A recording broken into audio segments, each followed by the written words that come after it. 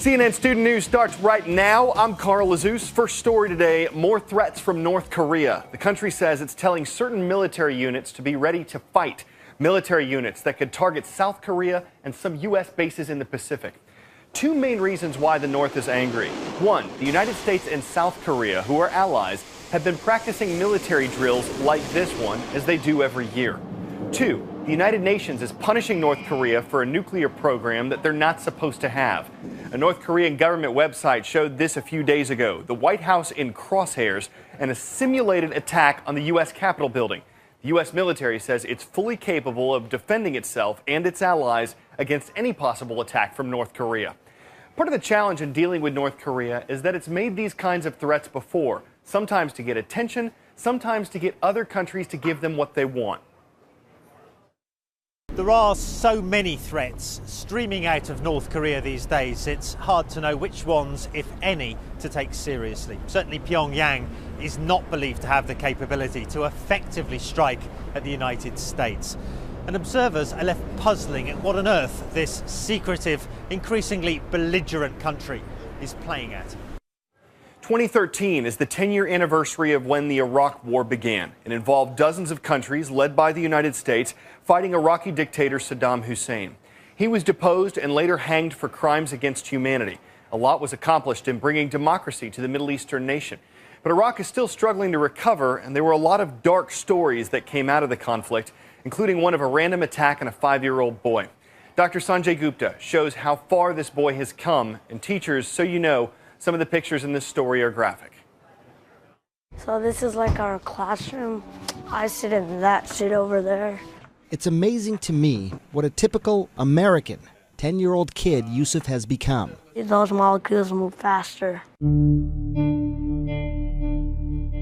This was Yusuf, just 5 years old at the time. He was attacked by masked men right in front of his home in Baghdad. They poured gasoline on his face and then set him on fire. What's the first thing you remember about all that? I just remember the doctor getting a sponge. That's all. In Iraq? Yeah. When they had a sponge?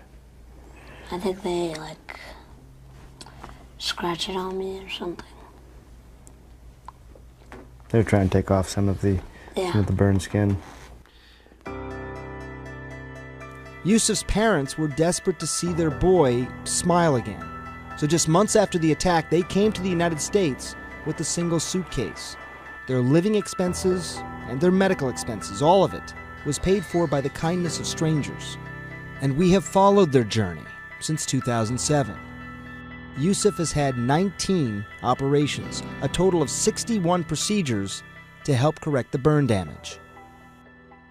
Yusuf's father still doesn't want to show his face for fear of retaliation. Do you tell people what happened to him? I have to tell them when they ask. I mean, sometimes it bothers me when they don't ask and they keep just looking. It really bothers me. But it doesn't bother Yusuf. He's a happy kid. He's smart, confident. His parents say he never complains. He never asks about the scars on his face. This one, I could see that there's 1, 2, 3 stitches. Yusuf's parents say all of this still feels like a dream. Have you had a hard time making friends at all? No. It's easy. Whenever a new kid comes, the next day, we're just friends. Is that right? Yeah. Is anybody ever mean to you? No. Once victims, now a family full of strength. Dr. Sanjay Gupta, CNN, Canoga Park, California. A couple years ago, a British high school student named Nick Delosio created a smartphone application. He said he'd taught himself to code by using books and how-to videos. So Nick made Sumly, and it helped people find news and pictures. 2 years later, it found Nick a job. Yahoo liked the look of the app, but it especially liked the technology behind it. So the company offered to buy the rights to Sumly. Nick accepted in a deal reportedly worth $30 million. He's going to work for Yahoo, and since he still has a year and a half left of high school, he'll be studying too. One more interesting point here, Yahoo isn't going to keep Sumly around. It's shutting down the app, but it's going to use the technology that Nick invented in its own smartphone apps. Today's shout out goes out to Mrs. Lowther's history classes at Stafford Schools in Stafford, Kansas. What city is hosting the 2013 Men's Final Four NCAA Championship? Here we go, team. Is it Atlanta, Georgia, San Antonio, Texas, New Orleans, Louisiana, or Indianapolis, Indiana? You've got 3 seconds. Go.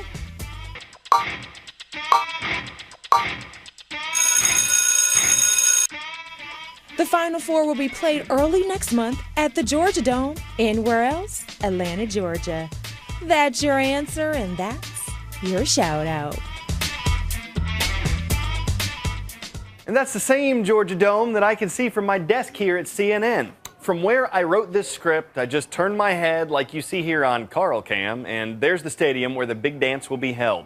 It's too bad the University of Georgia won't be playing here in April, though another team, a true Cinderella story, could be. While a lot of you might have heard of the University of Georgia Bulldogs, there's a good chance that only a few have heard of the Eagles, at least the Florida Gulf Coast University Eagles. Here's George Howell. A 15-seeded team in the NCAA basketball tournament advancing to the Sweet 16, they defied the odds. But even with all the media hype and cameras rolling, these players still keep it loose on the court at a school most of the country had never heard of. Even one of the team's star players admits. Before you got the offer to come here and play, had you heard of FGCU? To be honest, I had never even heard of it, and I was actually going to school in Orlando at the time, and I never even heard of Florida Gulf Coast. But now, Florida Gulf Coast University is on the radar, and everybody's talking about them.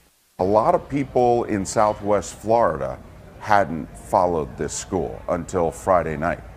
We are a region of people from everywhere else in the country, and nothing unites us except a potential hurricane.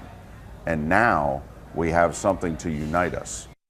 Since defeating second-seeded Georgetown in their first ever NCAA tournament game, then going on to beat San Diego State, the FGCU Eagles surprised everybody. Everybody's so excited to see their little small town and their community of Fort Myers be getting so much, national attention. Officials say sales at the school's bookstore shot up by 1,000% this weekend, with fans buying up T-shirts and team merchandise. And then there's the story about the team's coach, a self-made millionaire. Andy Enfield left it all to coach college basketball. We're up-tempo on offense. We play tough defense like Florida State did when I was there. And now his team is winning the hearts of fans who had never heard of this school.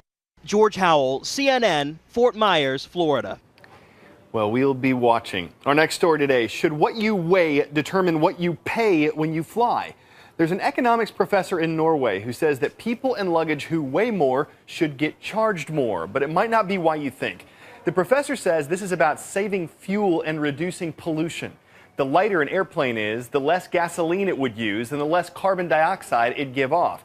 So he's saying that people and their luggage should both get weighed before they get on the plane. Lower total weight could mean lower ticket prices. Higher total weight could mean higher prices.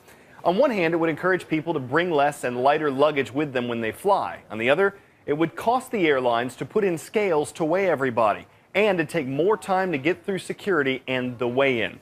Of course, there are other reasons why people might criticize or support this, and of course, we're talking about it on today's blog. Swing by cnnstudentnews.com and tell us what you think. Please remember, we can only publish first names on the blog.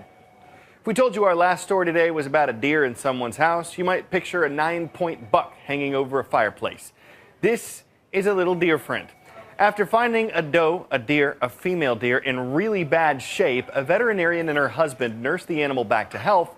Then they adopted her. She lives inside, has her own bed, helps clean the house. Not sure whether she's litter box trained or gets walks, but she sure looks adorable. In fact, when they found out how sweet she was, they just had to make room in it. Even if you think the whole idea of adopting a deer is a little deranged, she's really come to symbolize what her owners hold dear. That about closes the dough on today's show, but we're hoping you teachers will tell us what you thought at cnnstudentnews.com. Bye now.